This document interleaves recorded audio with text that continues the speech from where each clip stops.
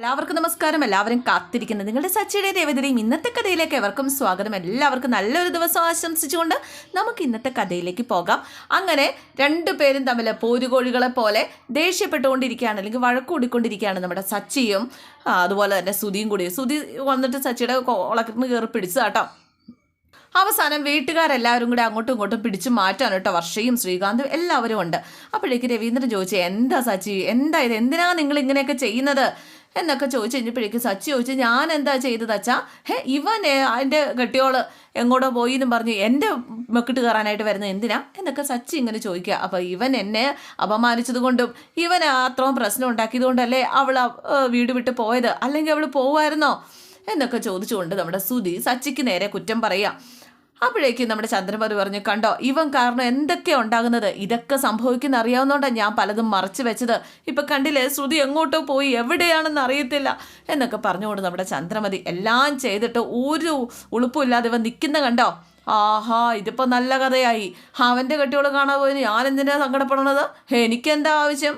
കേട്ടോ രേവതി, നീ എന്നെ കാണാതെ പോയാൽ എനിക്ക് സങ്കടപ്പെടാം, അല്ലാതെ അവള് പോയതിന് ഞാൻ എന്തിനും സങ്കടപ്പെടണം എന്നൊക്കെ ചോദിച്ചപ്പോഴേക്ക് ശ്രീകാന്ത് ചോദിച്ചു, എന്താ സച്ചേട്ടാ ഇങ്ങനെയൊക്കെ സംസാരിക്കുന്നത്?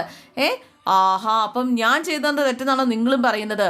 ഇവര് പറയുന്നതാണോ തെറ്റ്, ഇവര് പറയുന്നത് ശരിയാണോ എന്നൊക്കെ ചോദിച്ചു കഴിഞ്ഞപ്പോഴേക്കും വർഷ പറഞ്ഞു, അതെ ഇവർ ജോലിക്ക് പോയിട്ടില്ല എങ്കിൽ, അത് ഇയാൾ ജോലിക്ക് പോയി, ഇദ്ദേഹം ജോലിക്ക് പോയില്ല എങ്കിൽ അത് ഇവരുടെ പ്രശ്നം. അവർ തമ്മിൽ സംസാരിച്ചോളേ, പിന്നെ നിങ്ങൾക്ക് എന്താ അതിൻ്റെ ഇടയ്ക്ക് കയറി സംസാരിക്കാനായിട്ട് കാര്യം?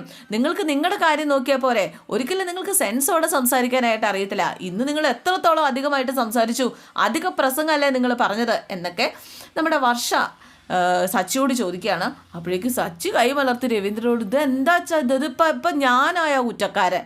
അപ്പോഴേക്കും ചന്ദ്രമതി പറഞ്ഞു, നീ തന്നെയാണ് കുറ്റക്കാരൻ, നീ തന്നെയല്ലാത്തതിനും കാരണം.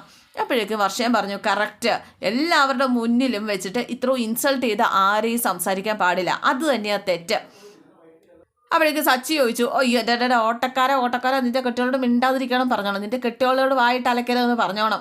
അപ്പോഴേക്കും ശ്രീകാന്ത് പറഞ്ഞു, അവൾ സത്യമല്ലേ പറയുന്നത്, എന്തിനാണ് മറ്റൊരാളുടെ ജീവിതത്തിലേക്ക് നിങ്ങൾ കൈയിടാനായിട്ട് പോകുന്നത്? സുധിയേട്ടൻ ചെയ്തത് തെറ്റ് തന്നെയാണ്, അത് പക്ഷേ ഈ രീതിയിൽ സംസാരിക്കാനോ ഇഷ്യൂ ആക്കാനോ കാര്യം ഉണ്ടായിരുന്നില്ലല്ലോ. ഓ എനിക്കറിയാം, നിങ്ങൾ രണ്ടോട്ടക്കാരും പരസ്പരം സപ്പോർട്ട് ചെയ്യുവല്ലേ ഉള്ളൂ, എനിക്കറിയാം എന്ന് പറഞ്ഞ സച്ചി. ഞാനേ ഇവനെ പോലെ ജോലി ഇല്ലാണ്ട് നടക്കുകയല്ല, ഞാൻ അധ്വാനിച്ച് കഷ്ടപ്പെട്ട് സമ്പാദിച്ച, അപ്പോൾ അതെനിക്ക് പറയാനുള്ള അധികാരമുണ്ട്. ഇവൻ എന്നെ എന്തൊക്കെ പറഞ്ഞിട്ടുണ്ട്, അപ്പോഴും ഞാൻ ഇവനെ പോലെ ജോലി ഇല്ലാതെ നടക്കുമായിരുന്നില്ലല്ലോ എന്നൊക്കെ ചോദിച്ചു കഴിഞ്ഞപ്പോഴേക്ക് രവീന്ദ്രൻ പറഞ്ഞു, മോനെ സച്ചി നീ നിർത്ത, എന്തായാലും ചില കാര്യങ്ങൾ സംസാരിക്കേണ്ട സ്ഥലത്ത് മാത്രമേ സംസാരിക്കാൻ പാടുള്ളൂ. ചിലതൊക്കെ മറച്ചു വെക്കേണ്ടത് മറച്ച് തന്നെ വെക്കണം. നിനക്ക് ഈ കാര്യം എല്ലാവരുടെയും മുന്നിൽ വെച്ച് ശ്രുതിയുടെ മുന്നിൽ വെച്ചൊക്കെ പറയേണ്ട കാര്യം ഉണ്ടായിരുന്നോ? നിനക്ക് എന്നോട് കാര്യം വന്നിട്ട് എന്നോട് വന്ന് പറയത്തില്ലായിരുന്നു, ഞാൻ അവനോട് ചോദിക്കുമായിരുന്നല്ലോ, ഇത് ഇത്രയും ഇഷ്യൂ ആകില്ലായിരുന്നല്ലോ. ഇത്രയും പേരുടെ മുന്നിൽ വെച്ച് നീ അങ്ങനെയൊക്കെ സംസാരിച്ചപ്പം ആ പെണ്ണിന് അപമാനമായി പോയി. അതായത് നമ്മുടെ ശ്രുതി മോൾക്ക് അപമാനമായി പോയി, പറഞ്ഞിട്ട് കാര്യമുണ്ടോ? നീ ചെയ്തത് തെറ്റ് തന്നെയാ. അപ്പോഴേക്ക് സച്ചി പറഞ്ഞു, പിന്നെ അവളുടെ കെട്ടിയോ ശരിയല്ലാത്തതിന് ഞാൻ എന്ത് ചെയ്യാനാ? അപ്പോൾ ചന്ദ്രബോധ് പറഞ്ഞു, ഈ കൂത്തിവിടെ ദിവസവും നടക്കുന്നതല്ലേ. ഇവൻ കാരണം ഈ വീട്ടിൽ സമാധാനം എന്ന് പറഞ്ഞൊരു സാധനമില്ല. ഇതൊക്കെ ഓർത്തിട്ടാ ഞാൻ ഇവരെ രണ്ടുപേരെയും എന്ന് പറഞ്ഞുകൊണ്ട് ചന്ദ്രമതി അവിടെ നിർത്തിയിട്ടോ.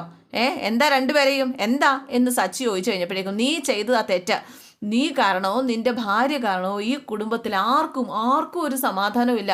അപ്പോഴേക്ക് രേവതി ചോദിച്ചു, എന്തിനാ ഇതിൻ്റെ ഇടയ്ക്ക് എന്നെ പിടിച്ചിരുന്നത്? ഞാൻ എൻ്റെ ജോലി നോക്കി നിൽക്കുകയല്ലേ.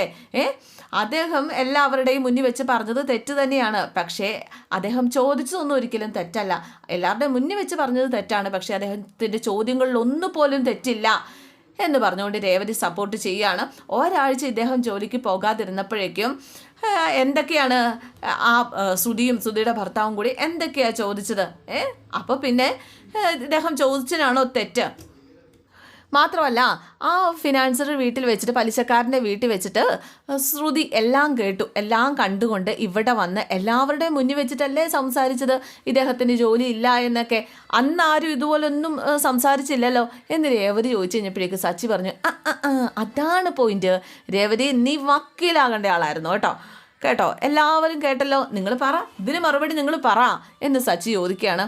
അപ്പോൾ രവീന്ദ്രൻ ചോദിച്ചു, ഇപ്പം അതാണോടാ പ്രശ്നം? ഈ വീട്ടിൽ നിന്ന് ഒരു പെണ്ണ് ഇറങ്ങിപ്പോയി, എങ്ങോട്ടാ പോയെന്ന് പോലും അറിയാൻ പാടില്ല. സുധി, നീ പോയി അന്വേഷിക്കുക, പോയി അവളെ തപ്പിയെടുത്തോണ്ട് വാ എന്ന് പറഞ്ഞപ്പോഴേക്കും എങ്ങോട്ടാ പോയെന്ന് അറിയത്തില്ല എന്ന് പറഞ്ഞുകൊണ്ട് സുധി, നീ പേടിക്കണ്ട, നീ സാധാരണയായിട്ട് അവൾ എവിടെയൊക്കെ പോകുന്നു എന്ന് അന്വേഷിച്ച് പോയി കണ്ടെത്തിക്കൊണ്ട് വാ, സമാധാനപ്പെടുത്തി നീ വീട്ടിലേക്ക് കൂട്ടിക്കൊണ്ട് വാ, നമുക്ക് അതിനുശേഷം സംസാരിച്ച് മനസ്സിലാക്കാം.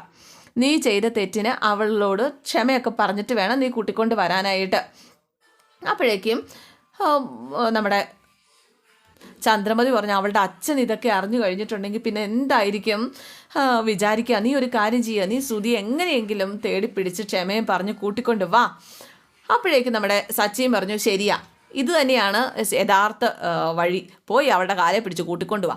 അപ്പോൾ രവീന്ദ്രൻ സച്ചിയോട് പറഞ്ഞു, മോനെ നീ ഒരു കാര്യം ചെയ്യുക, നീ ഇവിടെ കൂടെ ചെല്ല്. ഞാൻ എന്തിനു പോകണം? അവളുടെ കെട്ടിയോളല്ലേ കാണാതെ പോയത്? അല്ല, ആ പെണ്ണ് വീട് വിട്ട് പോകാൻ കാരണം നീയല്ലേ? അപ്പം പിന്നെ നീ ഇവിടെ കിടന്ന് പറഞ്ഞിട്ട് കാര്യമില്ലല്ലോ. നീ എല്ലാവരുടെയും മുന്നിൽ വെച്ച് പറഞ്ഞുകൊണ്ടാണല്ലോ ആ പെങ്കൊച്ച് വീട്ടിൽ നിന്ന് ഇറങ്ങിപ്പോയത്. അപ്പം നിൻ്റെ കൂടി ഉത്തരവാദിത്തം. ചെല്ല്, നീയും പോ. ഞാൻ പിന്നെ പൊക്കോളാം, ഞാൻ പുറകെ പൊക്കോളാം എന്നൊക്കെ പറയുന്നുണ്ട്. വേണ്ട, നീ അവൻ്റെ കൂടെ തന്നെ പോ. അപ്പോൾ രേവതിയും പറഞ്ഞു, ചെല്ല്, പോയി കൂട്ടിക്കൊണ്ട് വാ, നമ്മുടെ ഭാഗത്തും തെറ്റുണ്ട് എന്ന് രേവതി ഇങ്ങനെ പറഞ്ഞു. അവൻ്റെ കുട്ടികൾ ഇറങ്ങിപ്പോയി, എന്തായാലും അവൾ കുറച്ച് കഴിയുമ്പോൾ വന്നോളൂ, ഇനി നേടാൻ പോണോ എന്നൊക്കെ സച്ചി ഇങ്ങനെ ചോദിക്കുന്നുണ്ട്. എന്തായാലും വാ, വന്ന് തോലയ്ക്ക് എന്ന് പറഞ്ഞുകൊണ്ട് സച്ചി മുന്നാലെ പോയി. അപ്പോഴേക്കും ശ്രുതിയാണെങ്കിൽ ആകെ അന്തം വിട്ടിങ്ങനെ നിൽക്കുക. മോനെ നീ പേടിക്കൊന്നും വേണ്ട, ശ്രുതി എവിടെയൊക്കെ പോകാറുണ്ടോ അവിടെയൊക്കെ പോയി ഒന്ന് തേടി നോക്ക്, നിനക്ക് കണ്ടെത്താൻ പറ്റും, ചെല്ലും മോനെ എന്നൊക്കെ പറഞ്ഞ് ചന്ദ്രമതി പറഞ്ഞു വിടുകയാണ്. പിന്നെ കാണിക്കുന്നത് രണ്ടുപേരും കൂടെ വണ്ടി പോവുകയാണ്, നമ്മുടെ സച്ചിയും ശ്രുതിയും കൂടി. ശ്രുതിയാണെങ്കിൽ ഇടയ്ക്ക് ഫോൺ വിളിച്ച് നോക്കുകയൊക്കെ ചെയ്യുന്നുണ്ട് കേട്ടോ. സച്ചി ഇതൊക്കെ ശ്രദ്ധിക്കുകയാണ് കേട്ടോ, ഇവൻ്റെ ഈ ഒരു സംസാരവും ഒന്നൊക്കെ പ്രവൃത്തിയൊക്കെ. സ്വിച്ച് ഓഫ് എന്നൊക്കെ ഇങ്ങനെ പറഞ്ഞപ്പോഴേക്കും, നീ എത്ര തവണ വിളിച്ചാലും ഓഫായത് ഓൺ ആവില്ലല്ലോ, അവൾ പോകാറുള്ള സ്ഥലം എവിടെയാന്നൊക്കെ പറ. എന്തായാലും ആ സമയത്ത് ഫോൺ ബെല്ലടിക്കുകയാണ്. ശ്രുതിയാണെങ്കിൽ വളരെ ആകാംക്ഷയോടുകൂടി ഫോണിലേക്ക് നോക്കുക. അപ്പോൾ സച്ചി പറഞ്ഞു, നിൻ്റെ ഫോണല്ല, എൻ്റെ ഫോൺ അടിച്ചത്. അങ്ങനെ സച്ചി കോൾ എടുത്തു. പറഞ്ഞോ സാർ. അയ്യോ വലിയ ഓട്ടോ ആയിരുന്നല്ലോ, പക്ഷേ ഇന്ന് മറ്റാരെങ്കിലും വിളിക്കാവോ? ഇന്നൊരു അബദ്ധമാണ്, വേറൊരു ജോലിയാണ്, ഇനിയിപ്പോൾ എന്ത് ചെയ്യാൻ പറ്റി? വലിയൊരു പ്രശ്നത്തിൽ പെട്ട് നിൽക്കുക എന്നൊക്കെ സച്ചി പറഞ്ഞപ്പോഴേക്കും അയാൾ ചോദിച്ചു, എന്ത് പ്രശ്നം? ഭാര്യയെ കാണാനില്ല. അയ്യോ എൻ്റെ ഭാര്യയല്ല, വേറൊരാളുടെ ഭാര്യ.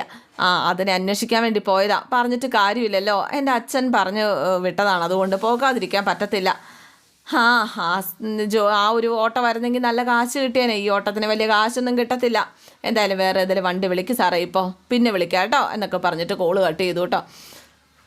എത്ര രൂപയാണ് പോയത് ഇവൻ കാരണം എന്നൊക്കെയാണ് നമ്മുടെ സച്ചി ഇങ്ങനെ ഓർക്കുന്നതും. ശ്രുതി ഇങ്ങനെ നോക്കുക, എന്താടാ നീ ടെൻഷനായിരിക്കുന്നത്? ഞാൻ എന്താ പാട്ട് പാടണോ? വേണമെങ്കിൽ ഞാൻ പാടാം. യാത്രയായി സൂര്യാങ്കുരം. അല്ലേ വേണ്ട. പറയാതെ അറിയാതെ നീ പോയതല്ലേ എന്നൊക്കെ ചോദിച്ച് പല പാട്ടുകൾ അങ്ങോട്ട് പാടാണ് കേട്ടോ. വിട പറയുകയാണോ എന്നൊക്കെ ചോദിച്ചൊരു 100 പാട്ട് നമ്മുടെ സച്ചി പാടിയിട്ട്.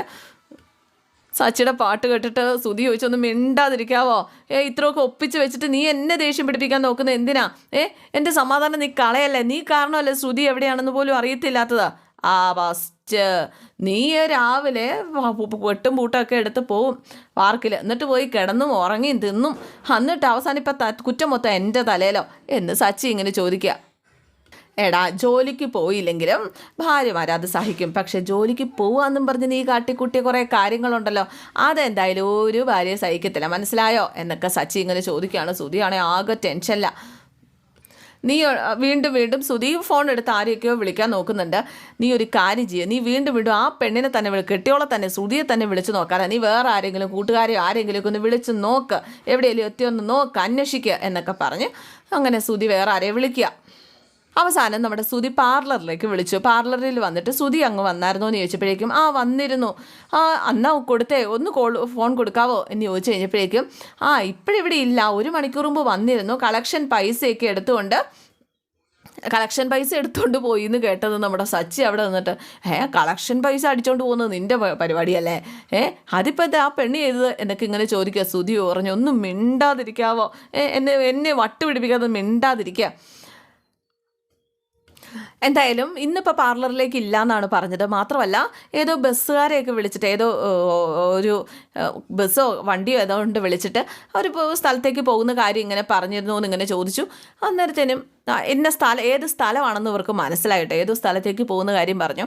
അപ്പോഴേക്കും ആ പെണ്ണ് ചോദിച്ചു, അല്ല ഇതെന്താ കാര്യം, എന്താ ഒന്നുമില്ല, ഇവൻ്റെ ഭാര്യയെ ഇവനെ ഇട്ടിട്ട് പോയി, ഓടിപ്പോയി എന്നൊക്കെ പറഞ്ഞ് നമ്മുടെ സച്ചി സ്പീക്കറിൽ കിടന്നിക്കുന്ന ഫോണിൽ വിളിച്ച് ഇങ്ങനെ കാറുവാണ്. പെട്ടെന്ന് സുധി കോള് കട്ട് ചെയ്തു.